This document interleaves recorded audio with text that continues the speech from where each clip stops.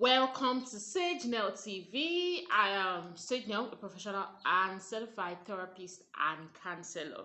I am your counselor and therapist analyst for the Big Brother Niger show. And just like I've been saying in my other vlogs, definitely we are getting right into the show. They're starting with the reunion. So let's get right into it. If you're new here, welcome. Before the end of this video, you'll see reasons why you have to subscribe. Here on this channel, we analyze everything that has to do with cultural trends, relationship, marriage happenings in the woman's life mostly, and the men's life as well, bringing out lessons that we can learn and immediately apply to our lives and communities to make us better people. Today's episode, or the episode that happened, the episode 1 and 2 of the reunion show so far has been interesting. If you missed it, here's a brief recap. For the episode 1, it was basically an introduction of all, or a reintroduction of all the housemates and what they do right now.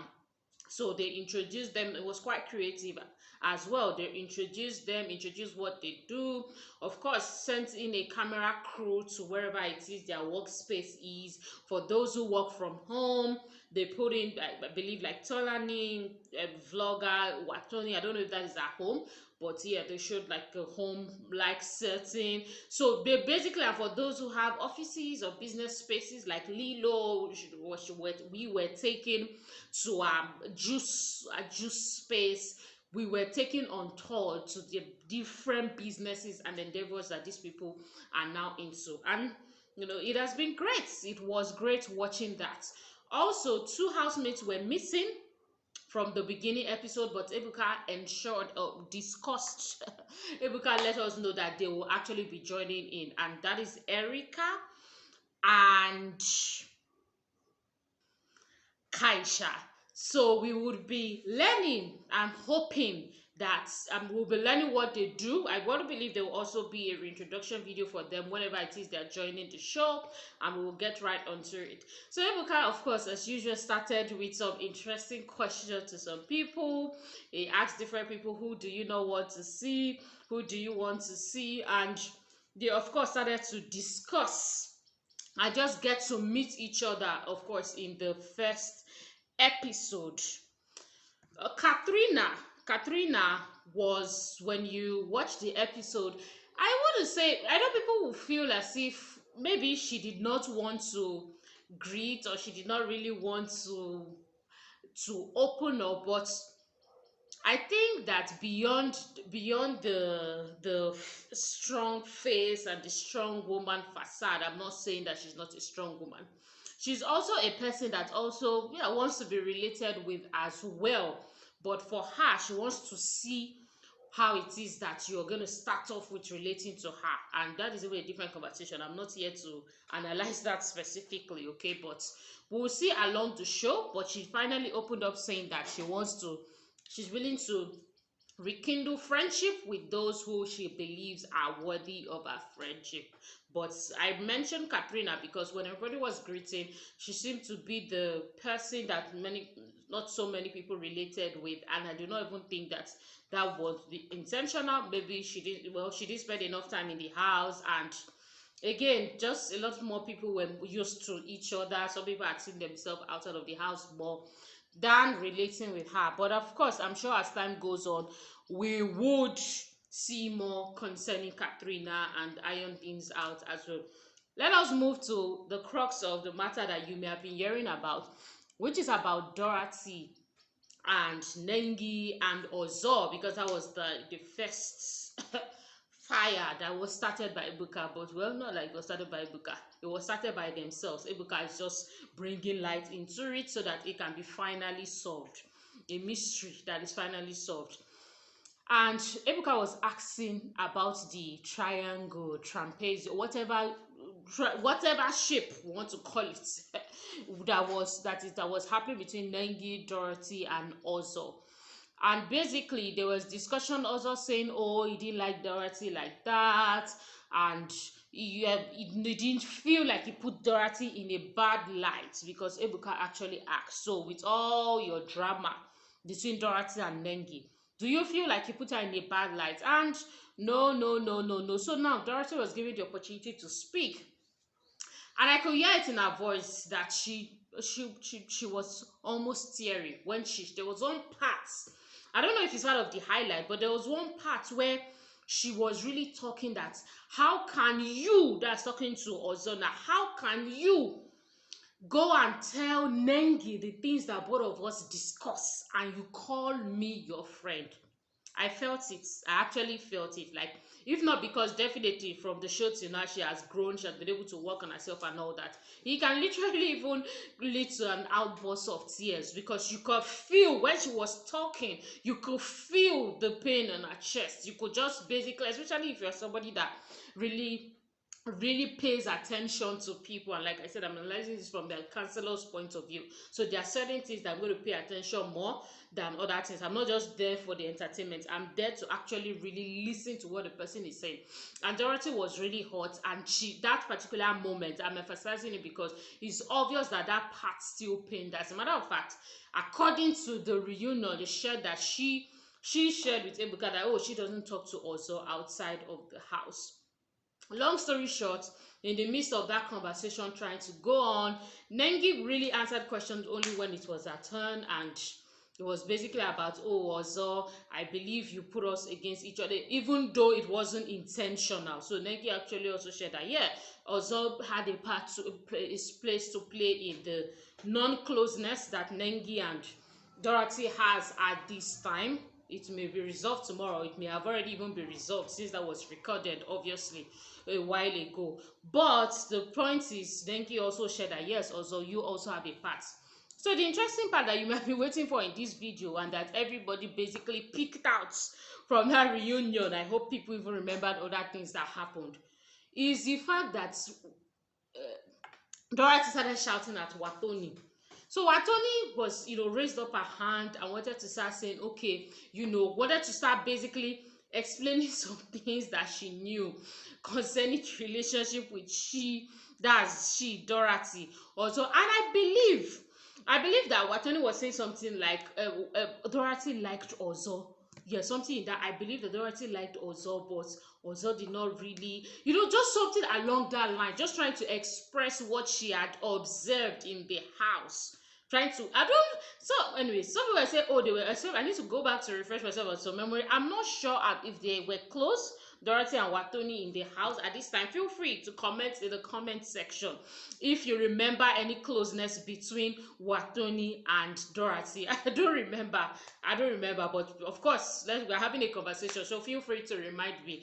The long and short of the story is that Dorothy just changed into a different person from who people thought that she was. And I'm going to be reacting to some comments that people were actually sharing. If you see the way Dorothy shouted, let's have some moments of silence for that moment. The point is, it was as if another thing came with it's as if something else came. And let me tell you, reacting to comments, people were saying, it's not even a matter of people. If you watched it and if you not watch it, I'm giving you a recap. Katrina was raising up her hand to say, oh, mate, I also have something to say regarding Dorothy and Ozo and what I think. And Katrina was coming from the point of, oh, I think Ozo liked Dorothy's personality, but maybe not her body shape. Yeah, she said it, but she didn't say it in a way to body shame her. So people should not. So she said, but maybe her body physique wasn't the type that Ozo liked, but it was probably Nengi's body physique. So Nengi kind of like had the fuller package, and I'm paraphrasing now, fuller package of what it was that he wanted in a woman, but for Dorothy it was personality. Anyways, so what I'm trying to say is Katrina too. It's not like when Katrina spoke, she was like, oh yes, oh, everybody is so sweet. Katrina raised up her hand and spoke. But once Watoni came out, and maybe it was the part where Watoni said, oh, I think Dorothy liked Ozo, that just changed it. We don't know. We don't know at this time, but we can find out. Let me know what you think in the comment section. Do you think was there any beef brewing between Dorothy and Watoni. Anyways, it was hot. It was hot the way Dorathy poured it all. She just poured it all for Watoni, and yeah, I was surprised. But giving you a counselor's point of view as we begin to conclude this part of the video, of this video for today, is I see people in the comment section reacting. Not my comment section, our comment section where snippets of these videos were shared, reacting that Dorathy was a pretender, is a pretender. This is the part in the house she didn't show us. Like, a lot of people really came out upset and wondering what exactly happened, especially when it was not only Watoni that was commenting on their case. Katrina was also busy commenting. Other people put a few comments here and there just to, I know, praise was, but anyway, that one is not really, not the way Katrina and Watoni were discussing. Those were just, oh yes, I remember, oh yes, just here and there. So people are saying, oh, she was pretending. But what I see is, I do think that maybe the conversation or the point where Watoni was coming from may have triggered something in Dorathy, and she did not want to hear it. Whatever it is, whether it was she liked Ozo and he did not like her back, or she never liked him, whatever the case is, whether it's being denied or it's, the truth is being said.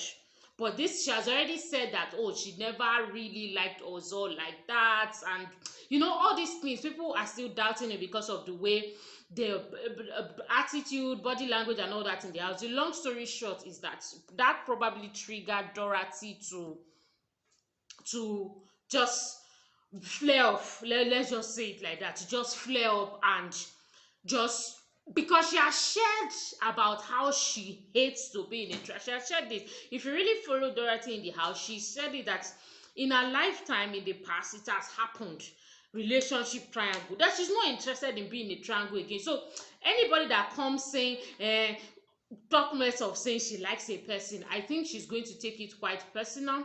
And it may not have been anything personal with Watoni herself. It may be with the points or the perspective that Watoni was coming from, which people are saying. I saw some comments, they say, oh, Watoni is being truthful and so on and so forth. Watoni serving the source, whatever it is, that's whatever name it wants to be called. So at the end of the day, my opinion regarding that outburst, I would say, came from a place where, number one, Dorathy wants to try to protect her image at this time. And one thing that she has obviously come back with is, yes, I was the calm Dorathy in the house who would just look, who would just be okay, who would just be pushed, in quotes, of course. When I mean be pushed, it's not like, oh, she'll just push around, but who a guy can just come and say, oh, today I'm hanging out with you, tomorrow I'm hanging out with Denki. But she came back in this reunion trying to rebrand that image, that I'm not going to take it. I am not going to take it. And that was what that outburst was. So the outburst is just basically from that imagery that she's trying to fix. She's trying to counter anything that has to do with that imagery of Dorathy being that strong woman, Dorathy being that woman who is not in a triangle fighting for a guy or trying to die for a guy or trying to be desperate for a guy who is not interested in her. That is what she's trying to fight off. And the truth is, it doesn't matter. The person is a girl, the person is a woman. She's going to come for the person in that regard, although it is not justified. So I'm not saying this to now say, oh, everybody now go and be shouting on each other. Though that's not what I say. It is not justified. It is not justified. So, but the next question still is, you could have shouted at Katrina that way if you shouted at Watoni that way. So we still need to find out if there's anything special between Dorathy and Watoni, because Katrina, it's not like Katrina said anything so far, because she was saying, oh, Ozo liked Dorathy as a person, blah, blah, blah. So it's not like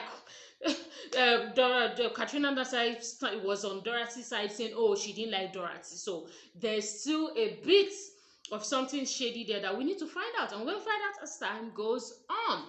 But that is pretty much the highlight of what happened from episode 1 and 2. This is a review of episode 1 and 2. Let me know what you think. Let me just know what you think. Okay, other things came up as well, but we'll be reviewing it as time goes on. There was question asked to Prince.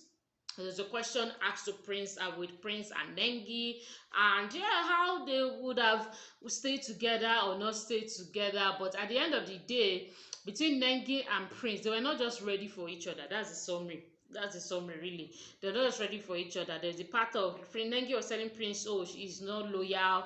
Prince was saying, you too, are you loyal? So pretty much we're not just ready for each other. And besides, Nengi was not going to be in a relationship with anybody in that house, and she made that clear. So with Prince, so with anybody, she was still going to, well, what people called flirting.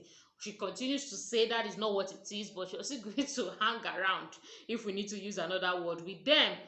Maybe trying to lead them on, and at the same time not trying to lead them on, even though she said that's not what she's trying to do intentionally. But of course, what you're seeing in the video seems to be quite different from what is being said at this time. But you know what? Let us keep watching and let us see how they clear this up. At the end of the day, let us remember that they are grown people and now different from the house.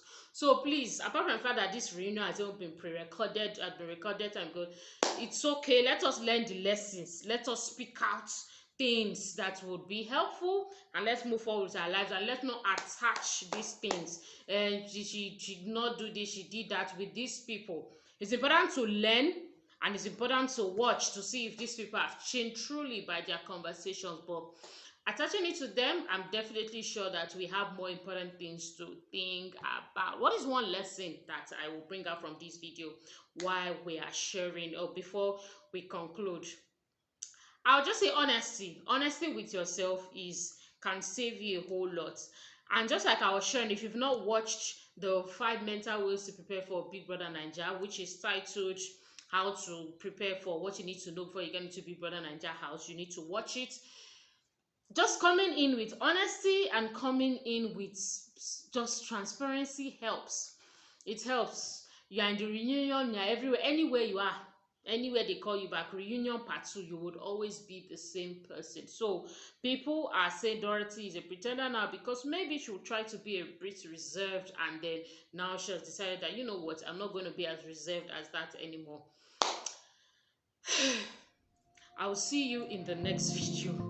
Thank you so much for your time and attention, and let me know what you think regarding this. Do not forget to subscribe and share this video with 2 people. Woo! The next episode, we'll discuss what happens next.